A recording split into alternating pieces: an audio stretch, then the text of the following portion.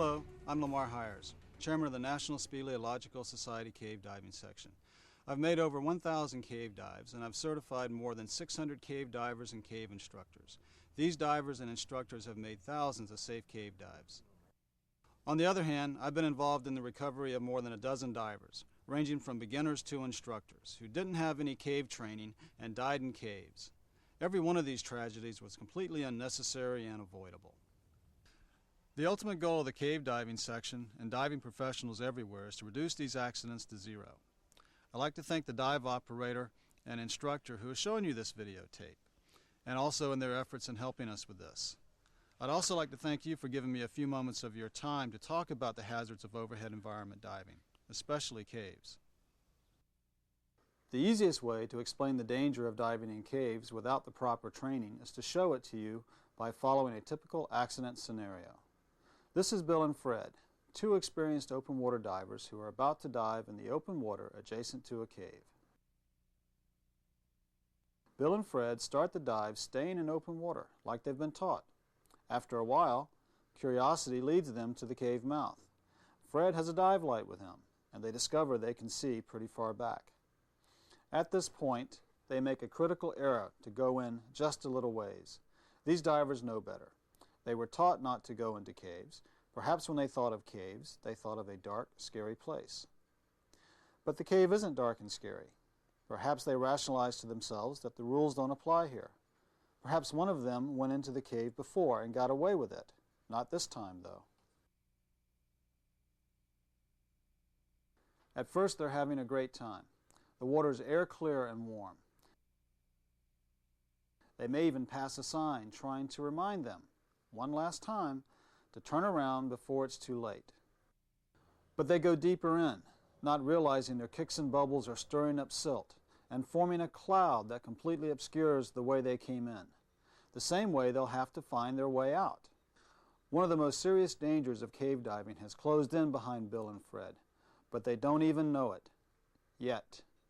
Eventually they decide it's time to go. But which way do they go? The silt has masked the right passage out. They're lost. And now it's simply a question of whether they're lucky and find their way out before they run out of air. Or not, and drown.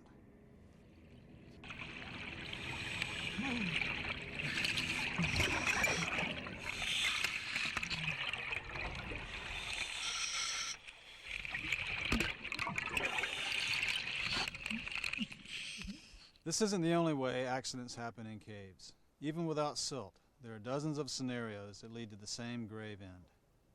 Their light could fail, locking them into a world with absolutely no light and no hope of finding their way out. All they can do is grope the walls until their regulators start breathing hard. Even avoiding silt and a working light are no guarantee. Turning to leave, they discover that what seems to be the way out isn't. Once again, it's simply a question of luck. The game is Russian roulette. Will they find their way out first or run out of air first? Or it may not matter whether they're lost. They may use too much air going in, not realizing they won't have enough air to make it back to the entrance. Or a free-flowing regulator unexpectedly exhausts one of their air supplies deep in the cave, and there's not enough air to share to get them both back. One or both are already dead. They just don't know it yet. Accidents like these end very grimly. We have found marks on the walls where victims have thrashed around in their final desperation. We've found sorrowful last words scratched in the scuba tanks. We've found evidence of struggles between buddies over the remaining air. It's a horrifying, agonizing way to die. A death where you know it's happening and all you can do is wait.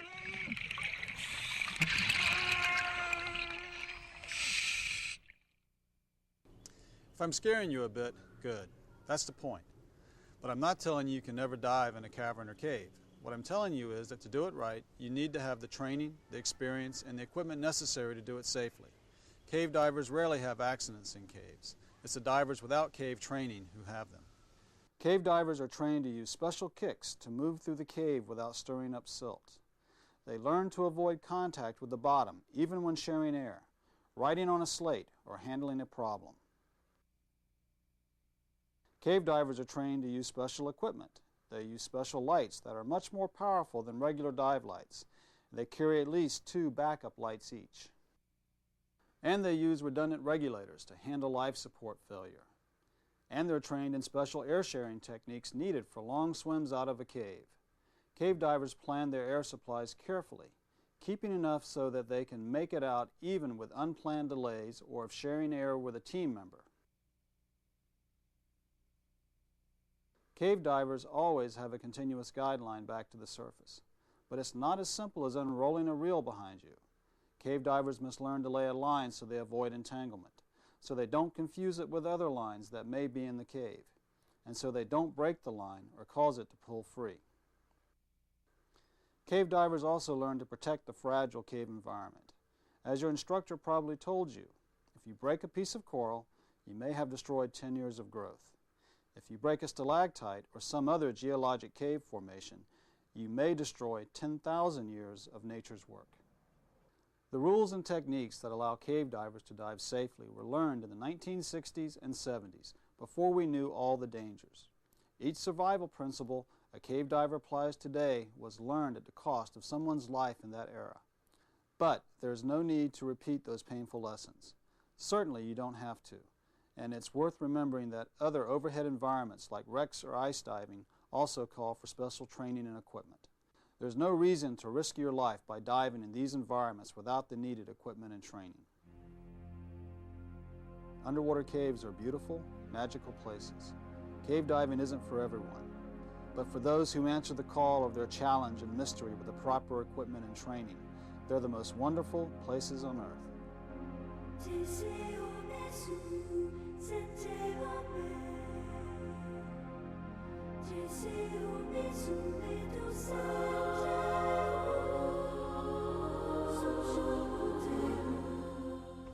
If cave diving interests you, ask your instructor or local dive operation about training to qualify to dive in caves, or write to the address on the screen at the end of this video.